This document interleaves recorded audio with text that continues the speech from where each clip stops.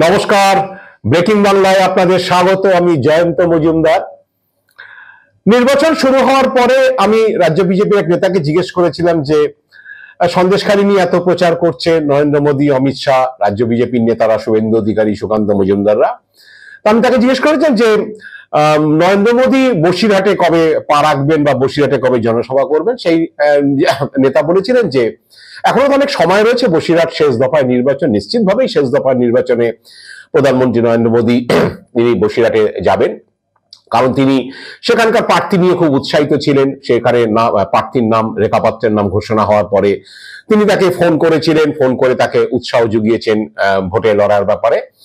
তো তারা বিজেপি রাজ্য নেতৃত্ব আশা করেছিলেন যে নিশ্চিতভাবেই হচ্ছে বসিরহাটে নরেন্দ্র মোদী নির্বাচনী প্রচারে যাবেন। বসিরহাটে ইতিমধ্যেই মুখ্যমন্ত্রী মমতা বন্দ্যোপাধ্যায় বসিরহাট কেন্দ্রের জন্য বা অভিষেক বন্দ্যোপাধ্যায় তারা একাধিক সভা করেছেন, এবং শুভেন্দু অধিকারী, সুকান্ত মজুমদাররা তারাও হচ্ছে বসিরহাটে রাজ্য বিজেপি যারা নেতারা আছেন তারাও সভা করেছেন। তবে রাজ্য বিজেপি অনেকের নেতারই ধারণা ছিল যে নিশ্চিতভাবেই শেষ দফা ভোটের আগে প্রধানমন্ত্রী বসিরহাটে সভা করবেন, কিন্তু মঙ্গলবার দেখা গেল যে না, বসিরহাটে প্রধানমন্ত্রী গেলেন না, তিনি বারাসাতে সভা করলেন, বারাসাত কেন্দ্রের জন্য সভা করলেন অশোকনগরে। সেখানে বসিরহাট এবং বারাসাত দুই কেন্দ্রেরই প্রার্থী হাজির ছিলেন, তো সেখানেই তার সভা হলো। যদিও বারাসাত কেন্দ্রে এখানে এ রাজ্যে নির্বাচন শুরু হওয়ার অনেক আগেই হচ্ছে, শুরু ঠিক মুখে মুখেই হচ্ছে, বারাসাত কেন্দ্রে মোদীজি সভা করে গিয়েছিলেন, এবং সেই সভার শেষে মঞ্চের পেছনে তিনি সন্দেশখালীর নির্যাতিতা, তথাকথিত নির্যাতিতা যারা, আমি তথাকথিতই বলছি এ কারণে যে যেহেতু সেই নির্যাতিতা নিয়ে ইতিমধ্যে প্রশ্ন উঠেছে স্টিং অপারেশনের ভিডিও প্রকাশ্যে আসার পরে, তাদের সঙ্গে তিনি আলোচনা করেছিলেন, তাদেরকে লড়াইয়ে মদত দিয়েছিলেন, তাদেরকে অনেক উৎসাহ জুগিয়েছিলেন, এবং তাদের সাথে বিজেপি আছে, প্রধানমন্ত্রী নরেন্দ্র মোদী আছে, তিনি এসব আশ্বাস দিয়েছিলেন। কিন্তু কার্যত দেখা গেল যে নরেন্দ্র মোদী সবই করলেন। শেষ দফার নির্বাচনের আগে মোটামুটি সব কেন্দ্র না হলেও মোটামুটি কলকাতা বা তার আশপাশের কেন্দ্র, ডায়মন্ড হারবার, যাদবপুর বা উত্তর কলকাতার সব জায়গাতে তিনি প্রচার করলেন।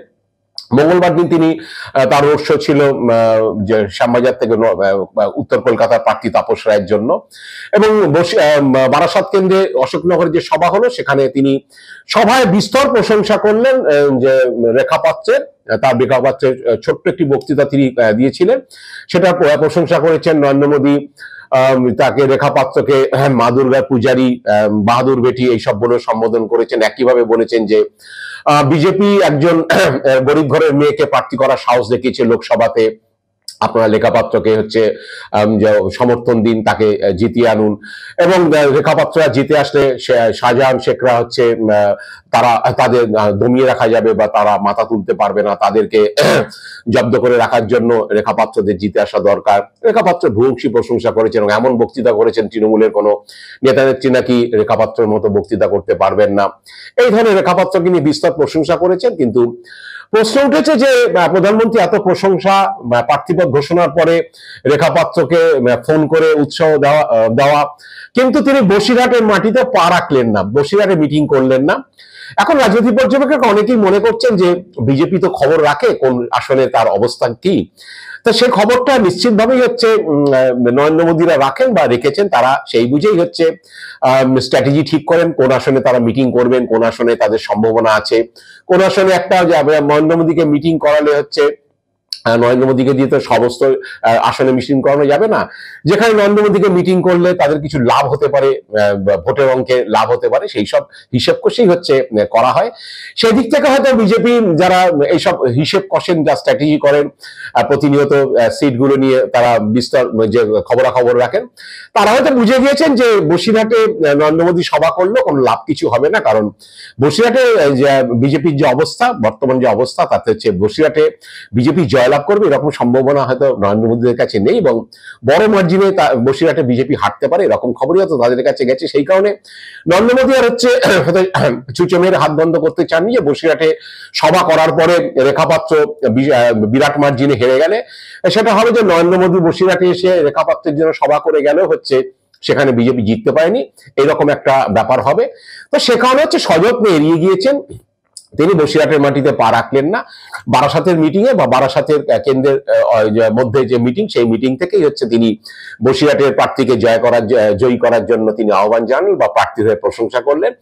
কারণ এমনও অনেকে বলছেন যে তিনি যাদবপুরের জন্য মিটিং করেছেন বারুইপুরে, কিন্তু সেখানে যাদবপুরে বিজেপি প্রার্থীর যে অবস্থা, তিনি সেখানে মোটামুটি ভাবে রাজনৈতিক পর্যবেক্ষকদের মত বা যারা ওয়াকিবহাল মহল, যারা খবরাখবর রাখেন, তারা জানেন যে যাদবপুরে বিজেপি প্রার্থী তৃতীয় হওয়ার জন্য লড়াই করছেন। কারণ সেখানে তৃণমূলের সঙ্গে সিপিএম এর লড়াই হবে, সৃজন ভট্টাচার্য, এরকম একটা বিষয় তৈরি হয়েছে ইতিমধ্যেই। যার নির্বাচনী প্রচার হয়েছেন, অনেকেই মনে করছেন যে বিজেপির পক্ষে সেখানে দ্বিতীয় স্থান পাওয়া কষ্টকর, তাকে দ্বিতীয় স্থানের জন্য বেশ লড়াই করতে হবে। হয়তো সৃজন ভট্টাচার্য যদি লড়াই জিতে পারেন, তিনি দ্বিতীয় স্থানে চলে আসতে পারেন। 2-3টি অ্যাসেম্বলিতে সৃজন ভট্টাচার্য ভালো ভোট পাবেন, এরকম একটা সকলে হচ্ছে মনে করছেন। আমি জানি না ভোটের ফল শেষ পর্যন্ত কি হবে। সেই আসনের জন্য হচ্ছে প্রধানমন্ত্রী নির্বাচনী মিটিং করছেন। কিন্তু যে সন্দেশকারী নিয়ে প্রধানমন্ত্রী নরেন্দ্র মোদী, যে সন্দেশকারী নিয়ে অমিত শাহ, জেপি নাড্ডা সারা ভারতবর্ষে বলে বেরিয়েছেন, বাংলায় নারী নির্যাতন নিয়ে বলেছেন, সেই সন্দেশকারী যে আসন, সেই বসিরহাট আসনে নরেন্দ্র মোদী গেলেন না, অমিত শাহ গেলেন না। তো আমার কথা হলো যে আসলে কি মোদী বুঝতে পেরেছেন, বা মোদী কি এইটার পরেই, আমি একটা ভিডিও করেছিলাম যে স্টিং অপারেশনের ভিডিও প্রকাশ্যে আসার পরেই মোদীজি বা অমিত শাহ বিরক্ত হয়েছিলেন শুভেন্দু অধিকারীদের প্রতি। কারণ এরা শুভেন্দু অধিকারী বসিরহাটের বিষয়টা দেখছিলেন, তাদের আন্দোলনের বিষয়টা দেখছিলেন। সেখানে যখন এই যে স্টিং অপারেশনে বিজেপি স্থানীয় নেতাকে যখন বলতে শোনা গিয়েছে সেই ভিডিওতে, যদিও সেই ভিডিওর সত্যতা ব্রেকিং বাংলা যাচাই করেনি, বলতে শোনা গিয়েছে যে রেখা পাত্ররা বা যেসব মহিলারা অভিযোগ করেছেন তাদেরকে টাকা দেওয়া হয়েছিল, তাদেরকে মোবাইল দেওয়া হয়েছিল, শুভেন্দু অধিকারী এইসব করেছেন, তার ঘনিষ্ঠ লোকরা তারা এগুলো করেছেন।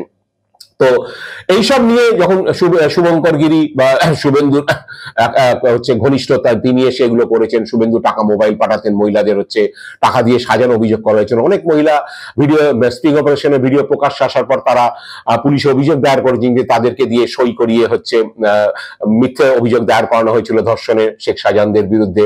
অনেকে আদালতে যে পিটিশন করেছেন যে তাদেরকে দিয়ে মিথ্যে অভিযোগ দায়ের করানো হয়েছিল।